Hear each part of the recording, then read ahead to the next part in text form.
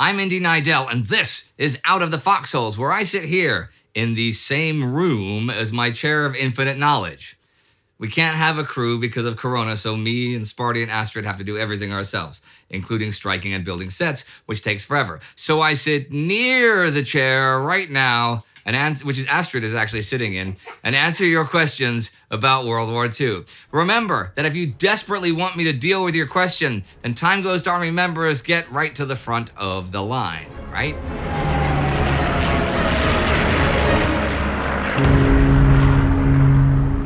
TimeGhost Army member BAS asks, excellent work as always. Okay, that's not a question. I've got a question for the Chair of Infinite Knowledge. Okay, Astrid. Or just a general subject. How was life in Taiwan during the war? From what I know, there wasn't much sympathy for the ethnic Chinese Republic of China, and most Taiwanese saw themselves as a loyal part of the Japanese Empire. I think there was a political movement to become a proper Japanese prefecture. Korea, on the other hand, was much more restive. Well, to start off with, Taiwan has been under Japanese occupation since the end of the First Sino-Japanese War in 1895. So this new one hasn't brought new occupiers. Taiwan is already majority Chinese after several waves of Han Chinese migration over the last few centuries. In 1900, out of a population of around 3 million, at least 2.5 million were Chinese. The rest were mostly indigenous Taiwanese.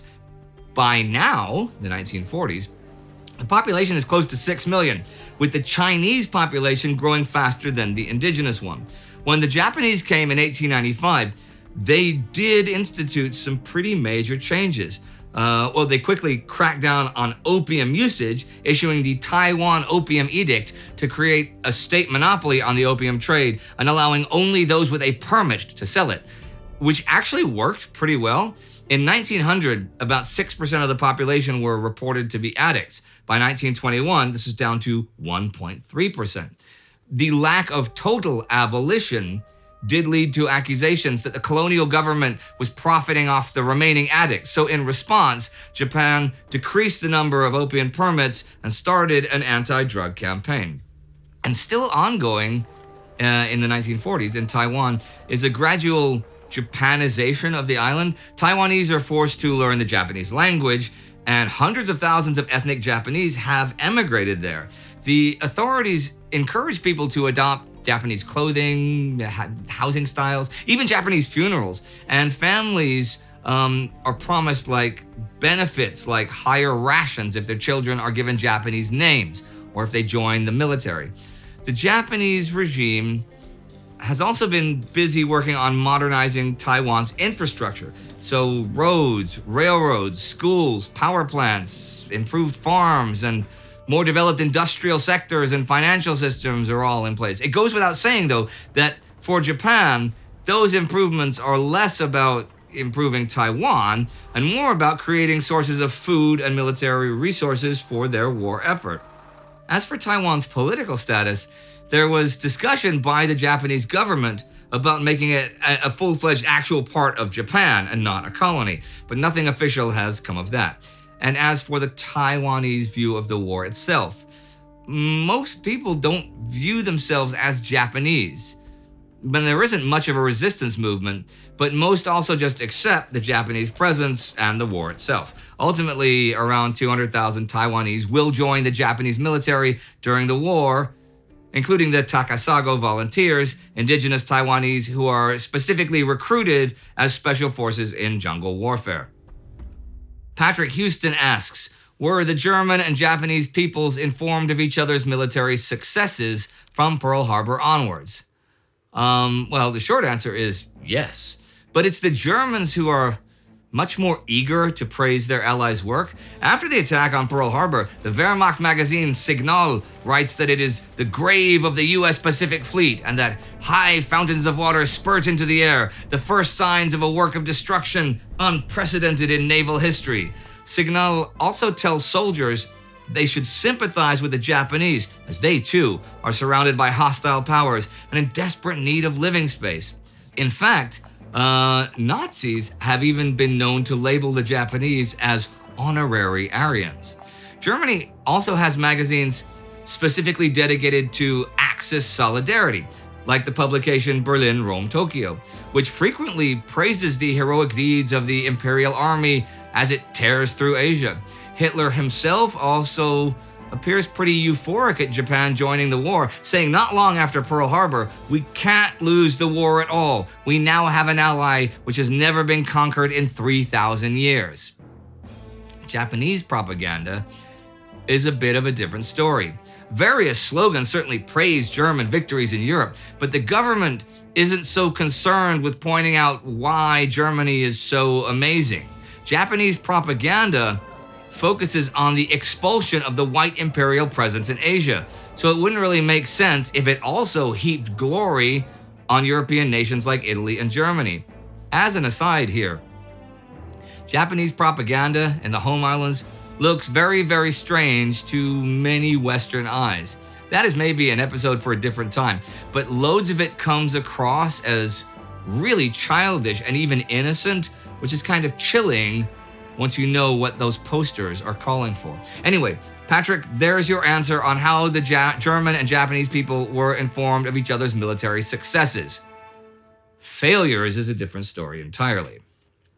Riov26 asks, during the Second World War, did German U-boats operate primarily in the Atlantic, or were some assigned to patrols in the Mediterranean? And if so, were these U-boats allowed to dock in Spanish ports at any point? Well, German U-boat activity in the Mediterranean actually predates the Second World War. 2 U-boats operated in Spanish waters for a short time as part of the volunteer force sent over during the Spanish Civil War.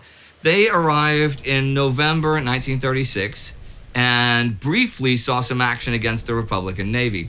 Their effectiveness was pretty limited though, and by the end of the year, they had returned to Germany. U-boats returned to the Mediterranean not long after this war begins. As early as October 1939, 3 U-boats are assigned to lay a minefield in the Straits of Gibraltar and target convoys in the Mediterranean.